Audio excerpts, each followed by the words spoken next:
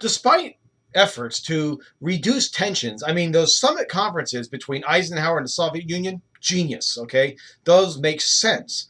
Despite that, there are going to be continuing Cold War problems. One of basically of Eisenhower's making, and the other one, well, it's going to be somebody else's making that we're going to have to deal with, and we still deal with today.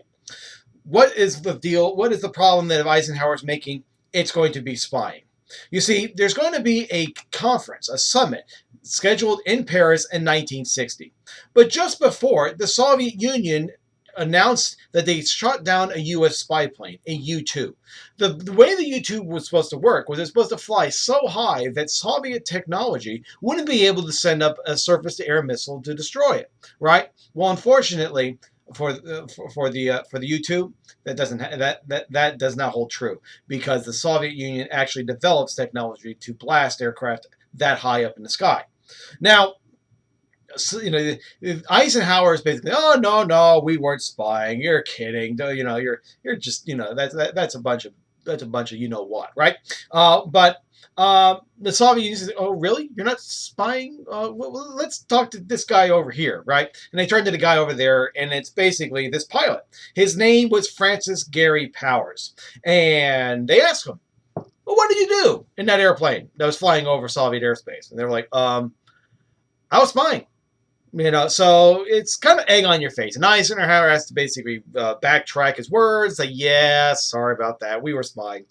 Mainly, we were looking at whether or not there was a missile gap, whether or not the Soviet Union was so far ahead of the United States when it came to nuclear warheads and missiles to deliver them, right? So the crash happens right before a crucial Paris summit. Right? So May 1960, these plans are ready to go, but hopes are dashed when the U-2 spy plane is shot out of the sky. The first day of the Paris summit, Khrushchev comes up to Eisenhower, basically berates him, and then just and talks about condemning the U.S. spy activities, and then leaves. It's embarrassing because we're caught in a lie. Now, another thing that's going to happen under Eisenhower that we're still dealing with today is the Cuban Revolution. To make a long and complicated story as simple and short as possible, basically what it's the rise of Fidel Castro. Fidel Castro was able to overthrow the government led by a man named Batista in 1959. And initially it was looked at as kind of as a positive thing. Nobody really knew what exactly Castro was doing, what he was, what he stood for, and in fact, he's actually going to come to the United States, and he's going to be hailed as a hero in 1959. But then Castro starts making changes in Cuba that the United States does not like. He starts nationalizing things like the sugar industry in Cuba. And Castro basically starts nationalizing everything, government takeover of everything, and eventually would cause the Cuban nation to become a communist nation. Now, debate still rages out there when it comes to whether or not Castro was a communist from the beginning or that we pushed him into the arms of the Soviet Union. Either way, Cuba is, to this day, a communistic country. By 1960, Eisenhower was so unhappy that he's going to have the CIA begin training Cuban refugees to basically go over there and overthrow Castro.